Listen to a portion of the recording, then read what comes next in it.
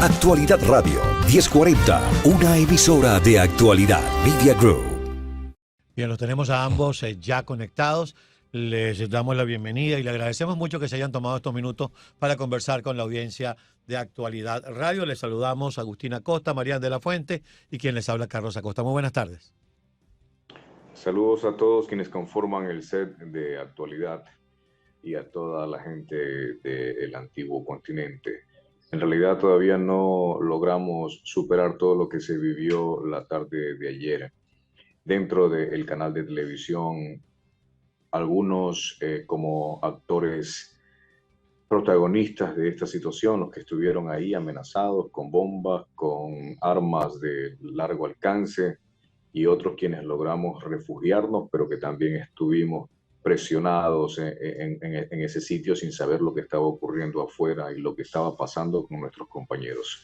En mi caso, logré esconderme en uno de los baños a donde nunca llegaron los delincuentes, o más bien nunca abrieron la puerta porque estaban ahí afuera. Se escuchaba todo, se veía la sombra de sus movimientos por debajo de la puerta y se escuchaba todas las amenazas, posteriormente los disparos, las explosiones, porque creo que detonaron algunos artefactos explosivos de menor impacto, pero los detonaron.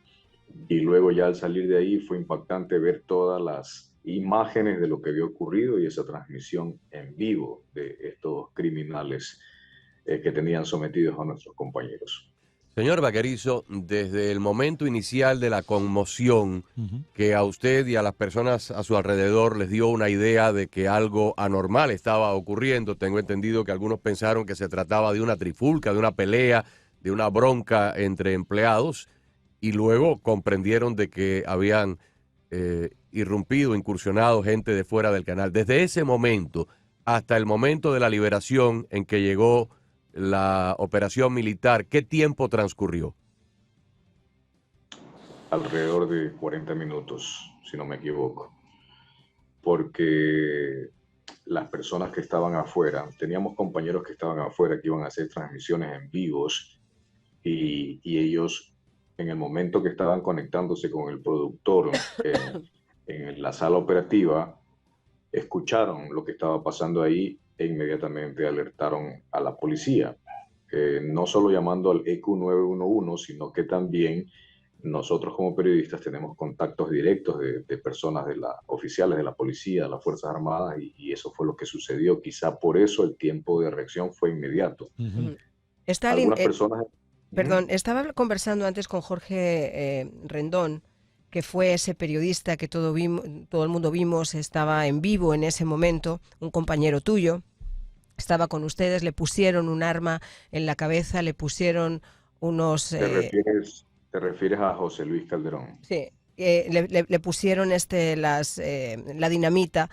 Supuestamente nos estaba comentando que se han llevado los teléfonos celulares y que están haciendo una investigación sobre los teléfonos celulares, que los tienen pinchados y que por motivos de seguridad a muchos de ellos les han aconsejado que no comenten mientras esta investigación prosigue abierta, porque hay un detalle que nos comentaban que a mí me parece interesante, y es que esos individuos que entraron en el canal parecían delincuentes comunes de la calle, eran jóvenes, eran chavales, eran chicos que más parecían que estaban ejerciendo, pues no sé, una llamada para sembrar el terror, que realmente terroristas preparados o miembros de un grupo delictivo como podía ser un cártel del narcotráfico. Usted que los tuvo allá, que los escuchó, ¿usted cree realmente, porque en un principio muchos compañeros pensaban que iban a robar? Sí, hubo esa confusión al principio. Quizá el personal operativo, el personal administrativo, los que no han visto de cerca todo lo que pasa en el país, pensaron eso.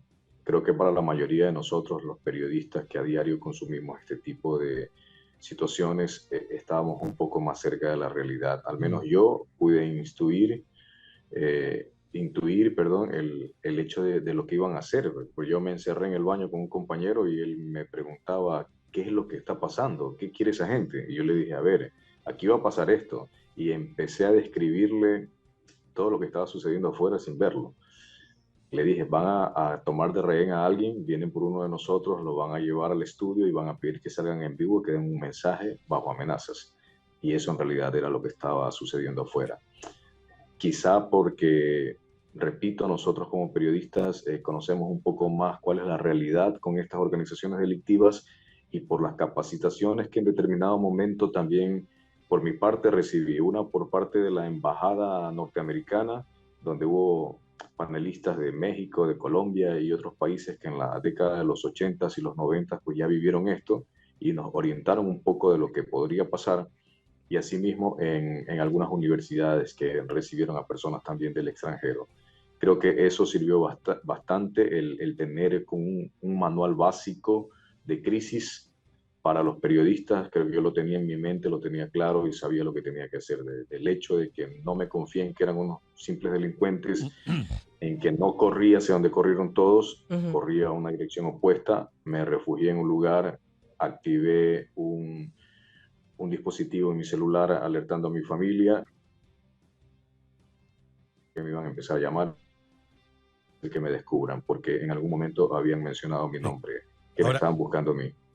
Ahora, Stalin, usted dice que, bueno, ya usted tenía claro lo que iban a hacer, y más allá de que se tratase de un grupo de personas que simplemente fueron contratados para ejercer esta acción, usted dice que iban a emitir un mensaje. ¿Traían un mensaje escrito? ¿Fue una cosa relativamente organizada o fue una cosa improvisada? Porque, como dice Marian, Lo de la mafia. cuando uno ve el asunto, le parece que no es un grupo estructurado, sino un grupo de delincuentes. Mire, la tarea de ustedes es pero llegar al estaban canal. enviados, estaban moviéndose con celulares, estaban recibiendo órdenes. Sí, estaban por los recibiendo celulares. órdenes. ¿Qué me dice usted al respecto? Así es, ellos estaban recibiendo directrices, no solamente con sus propios dispositivos, sino que luego ellos hicieron llamadas de los celulares de las personas que tenían retenidas. Ellos llamaban a un tal patrón, quien le decía lo que tenían que hacer y cuál era el siguiente paso. Ellos iban siguiendo un protocolo que desde afuera los direccionaba, pero no alcanzaron su objetivo gracias a la oportuna intervención policial y militar, porque ya no tuvieron tiempo.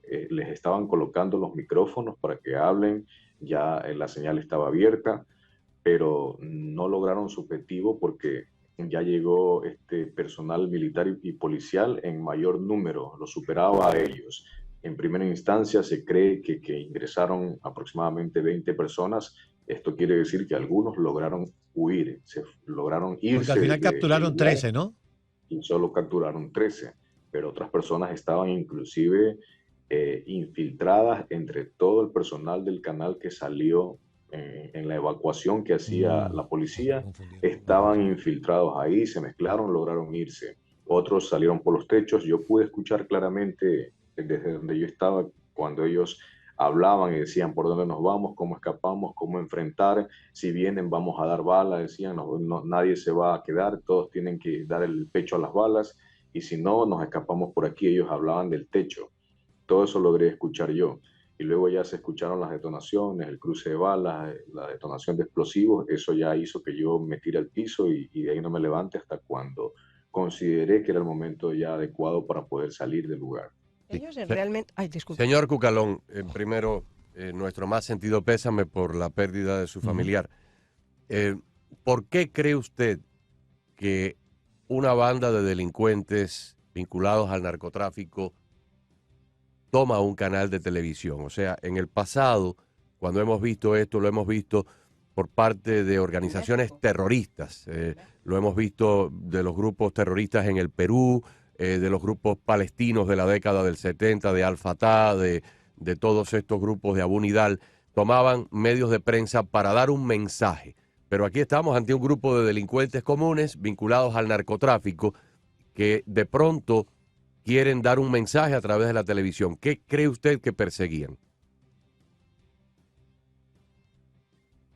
Lucho, te preguntaba Agustín, no sé si nos escuchas. ¿Nos escucha? No, sí, él... Sí, ahora sí, la pregunta era para usted.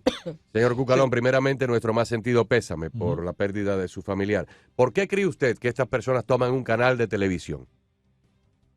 El tema es, como lo dijo Stalin, eran jóvenes muchachos que le estaban dando instrucciones de afuera. El tema es causar caos, caos y una guerra contra el Estado.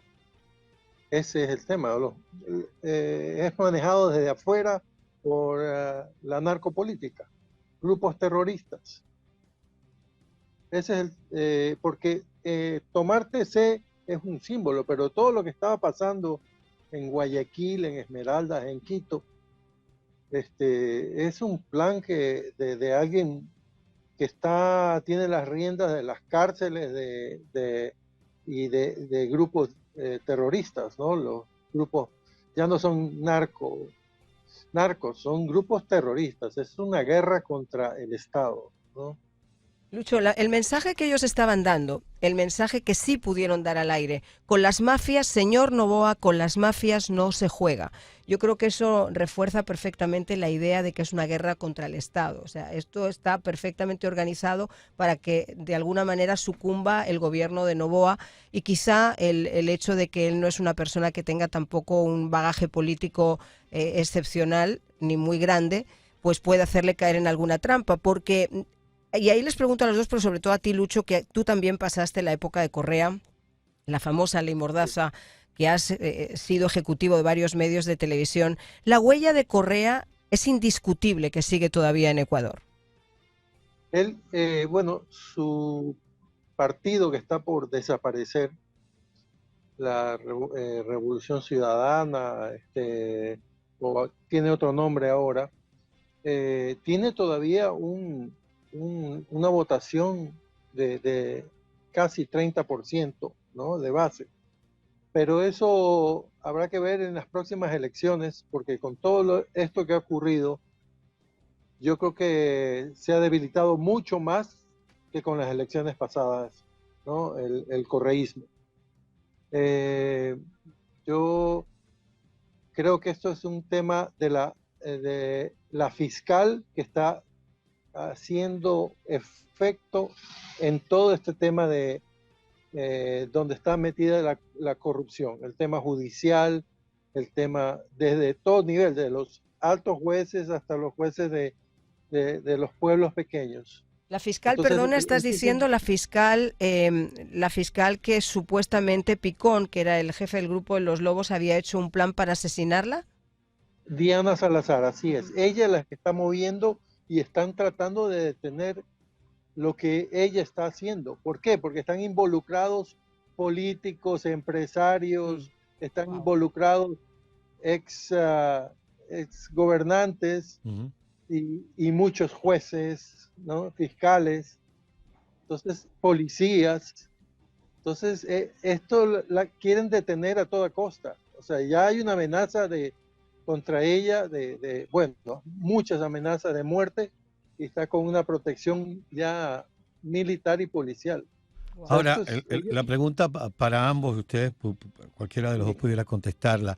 Más allá de toda la operación, de todo lo que se pueda emprender desde el punto de vista operativo para tomar control de la situación, hay 139 funcionarios retenidos en 5 prisiones.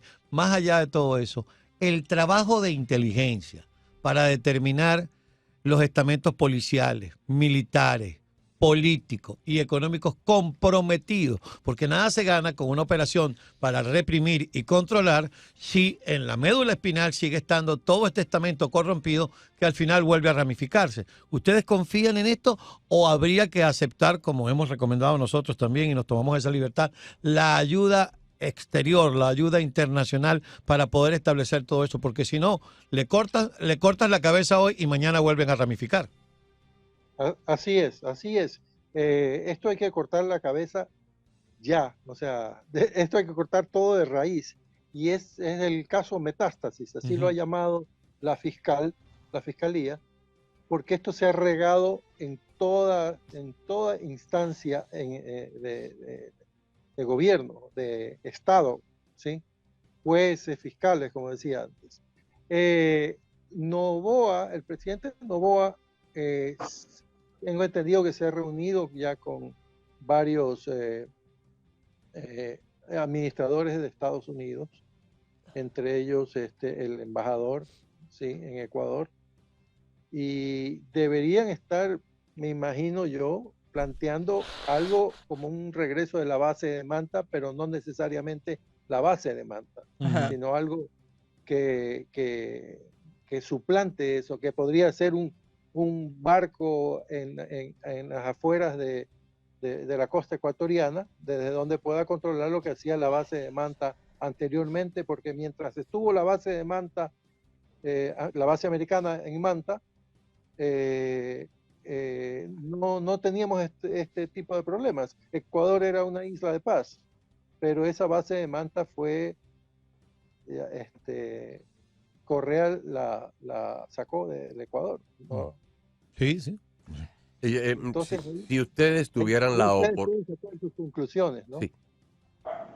Si ustedes tuvieran la oportunidad de estar por unas horas al frente del país, ya no aconsejar al presidente Noboa, sino en sus propios zapatos, ¿cuáles serían las 2 o 3 medidas ejecutivas que ordenarían para empezar a limpiar esta corrupción? Tenemos un problema con la judicatura, tenemos un problema gravísimo en las cárceles, donde los carceleros no tienen armas y los delincuentes están armados con gran poder de fuego. Tenemos un problema con algunos fiscales y algunos policías. O sea, ¿por dónde empezar a lo que decía Carlos, a dar un saneamiento a toda esta contaminación corrupta? Yo creo que lo primero que hay que hacer es aceptar la cooperación internacional, porque si no hay esa cooperación no pueden hacer ese barrido, esa limpieza casa adentro que se necesita, porque mientras haya un plan, ese plan siempre va a fracasar, porque las personas que están enquistadas ahí van a develar lo que va a suceder. Lo que pasó con alias Fito. Exacto. Le anunciaron que iba a ser trasladado a otra prisión, que iban a tomar medidas contra él, e inmediatamente armaron una estrategia para que él pueda huir de la cárcel. Posteriormente, el señor Colón Pico también en la cárcel de Riobamba, para poder evadir a la justicia. Y asimismo, pues se necesita reestructurar todo el sistema judicial que está corrupto, que está dañado. Hay que hacer una limpieza al 100%, no parcial, no mover a unas cuantas piezas, porque no se sabe quién es la persona que está ahí haciendo todo. Ha habido casos, ahora en el caso Metástasis, personas puntuales que estaban muy cercanas inclusive a nosotros, a los periodistas, que compartían información con nosotros sin saber que estábamos hablando con el enemigo. Entonces eso es muy importante. Y luego fortalecer una inversión, se necesita, aparte de una inversión, el aporte que ya están ofreciendo algunos países, inclusive Israel, escuché, con el armamento necesario para poder enfrentar esas estructuras criminales.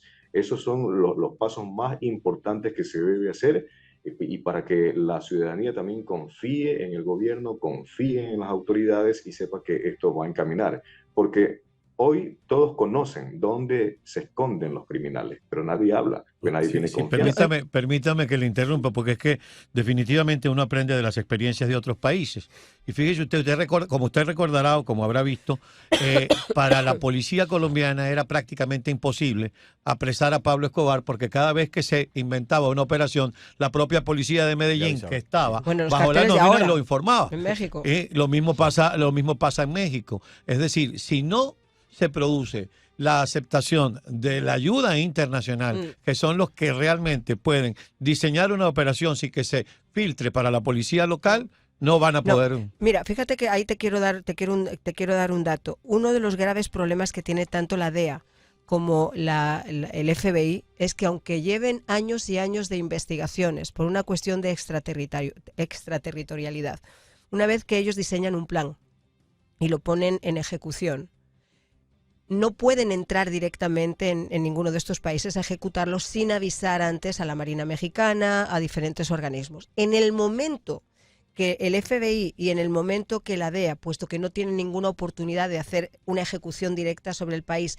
tiene que dar esa orden, es cuando se filtra, cuando se da el agua, que es lo que ha pasado en numerosas ocasiones con el Chapo Guzmán, y por eso se les volaba 5 minutos antes en el momento que ellos les pero comentaban. Hay formas de hacerlo. Claro, pero hay formas de hacerlo porque en Colombia en Colombia se creó el grupo de búsqueda. El Y el grupo de búsqueda fue un grupo selecto donde prácticamente para entrar en ese grupo había que estar casi a nivel de los arcángeles. No podía haber, se le hacía una investigación a cada una de las personas, no podía haber absolutamente ni una sola molécula de sospecha o de mancha en el historial de esa persona o de su familia.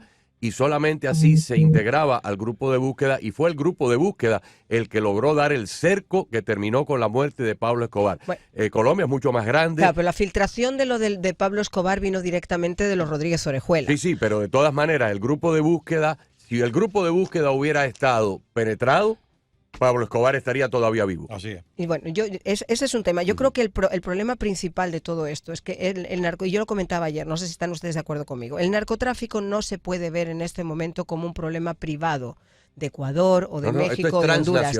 Esto es un holding transnacional de sicariato. Es decir, y ustedes se recordarán la muerte de Marcelo Pezzi, del fiscal famoso paraguayo en Cartagena, ejecutado en esas motos de agua.